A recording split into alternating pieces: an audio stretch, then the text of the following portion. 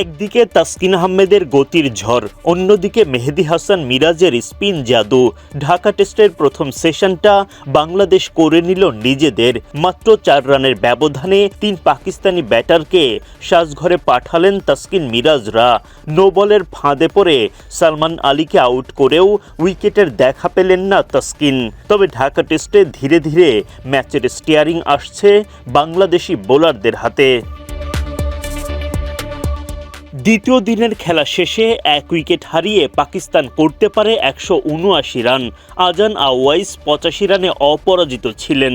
তৃতীয় দিনের শুরুতেই সেঞ্চুরি তুলে নেন এই ব্যাটার। অভিষেক টেস্টে মহাকাব্যিক সেঞ্চুরি আজানের, তবে শতক পূরণের পর তাকে উইকেটে বেশিক্ষণ টিকতে দেননি তাসকিন আহমেদ। নাজমুল শান্তর হাতে ক্যাচ দিয়ে বিদায় নেন আজান।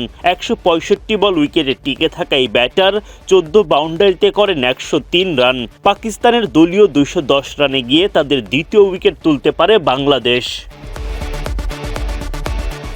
আবদুল্লাহ ফজল আদায় করেন 50। তাসকিন আহমেদ তার বোলিং তাণ্ডব বজায় রাখেন। পাকিস্তান অধিনায়ক শান মাসুদকে উইকেটে থিতু হতে দেননি। সাদমানের ক্যাচে মাত্র 9 রান করেই বিদায় নেন পাকিস্তান কাপ্তান। মেহেদী হাসান মিরাজ তো সৌদ শাকিলকে রানের খাতাই খুলতে দেননি। এলবিডব্লিউর ফাঁদে ফেলে বিদায় ঘণ্টা বাজান শাকিলের। 227 রানে চতুর্থ উইকেটের পতন ঘটে পাকিস্তানের। 50 করা ফজলকে আর বেশি দূর এগিয়ে যেতে দেননি মেহেদী হাসান মিরাজ। মিরাজের তৃতীয় শিকারে পরিণত হয়ে বিদায় নেন এই ব্যাটার। 120 বলের ইনিংসে 7-4 ও 1 ছক্কায় 60 রান করেন ফজল। 230 রানে পাকিস্তানের পঞ্চম উইকেট তুলে নেয় বাংলাদেশ।